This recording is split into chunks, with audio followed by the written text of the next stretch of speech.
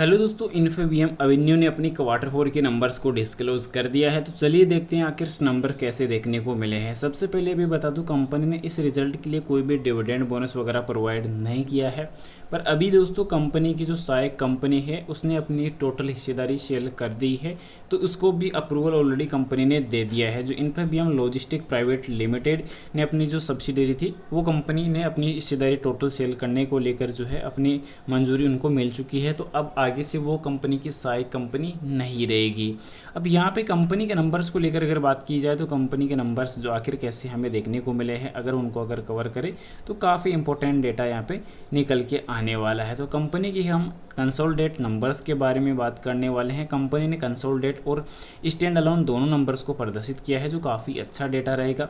सबसे पहले मैं आप लोग को इंपॉर्टेंट जानकारी बता दूं कि कंपनी ने जो भी डेटा मेंशन किया है मिलियन के अंदर मेंशन किया है, तो करोड़ में कन्वर्ट करके इसे डिस्कस करने वाले हैं। तो सबसे पहले अगर बात कर ले कंपनी के ऑपरेशंस के माध्यम से रेवेन्यू की, तो रेवेन्यू इस बार काफ़ी शानदार रहेगा, जो है 1160 करोड़ का, यानी कि काफ़ी अच्छे रेवेन्यू में एक अच्छी रिकवरी देखने को मिली है। कह सकते हैं कि एक शानदार रेवेन्यू कंपनी ने बनाने की कोशिश यहाँ पे की है।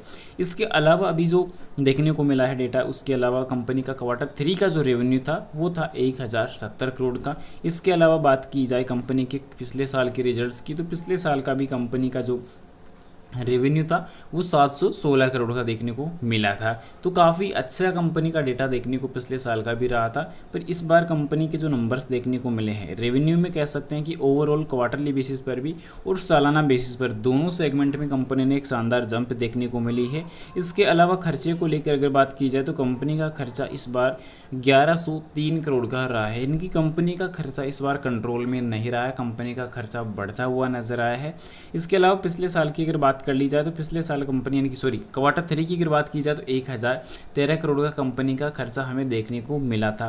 साथ ही साथ यहाँ पे अगर बात की जाए कंपनी के पिछले साल के क्वार्टर 4 रिजल्ट्स की, तो वहाँ पे देखने को हमें मिला था कंपनी का जो रेवेन्यू था वो भी इसी प्रकार कहीं ना कहीं काफ़ी चौंकाने वाला था, जो 666 करोड़ का जो खर्चा हमें देखने को मिला था। 666 करोड़ का खर्चा हुआ था।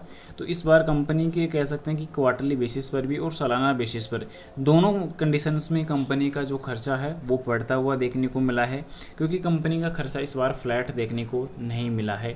तो ये इंपॉर्टेंट डेटा रहने वाला है। इसके अलावा अगर बात कर ली जाए कंपनी के प्रॉफिट को लेकर, तो कंपनी का जो प्रॉफिट इस बार का देखने को मिला है वो काफ़ी इंपॉर्टेंट रहने वाला है, क्योंकि लगातार कंपनी की उतार चढ़ाव हमें काफ़ी ज़्यादा इंपॉर्टेंट देखने को मिल चुके हैं और यही चीज़ें भी देखने को नज़र आई है। तो कंपनी के इस बार के प्रॉफिट की अगर बात कर ली जाए तो 54.5 करोड़ का प्रॉफिट कंपनी का इस क्वार्टर 4 के अंदर देखने को मिला है, जो काफ़ी अच्छा रहेगा। पर कह सकते हैं कि क्वार्टरली बेसिस पर कंपनी के प्रॉफिट में गिरावट देखने को मिली है, क्योंकि 64 करोड़ का प्रॉफिट हमें क्वार्टर 3 के अंदर देखने को मिला था। इस लेटेस्ट क्वार्टर 4 के अंदर 54.5 करोड़ का देखने को मिला है।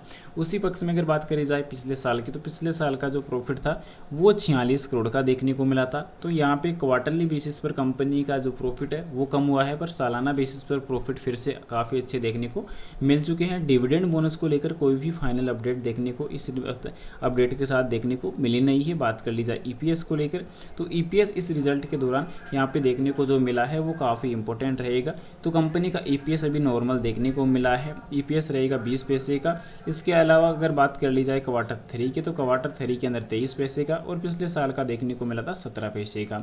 तो ये कंपनी के इस बार नंबर देखने को मिले हैं। फिलहाल बाय शेयर के लिए कोई भी रिकमेंडेशन सजेशन नहीं रहेगी, जानकारी ओनली एजुकेशन पर्पज़ के लिए रहेगी। इन्वेस्टमेंट करने से पहले अपने फाइनेंशियल एडवाइजर की सलाह जरूर लें या खुद की रिसर्च जरूर से कर लें। Thanks for watching this video. जय हिंद।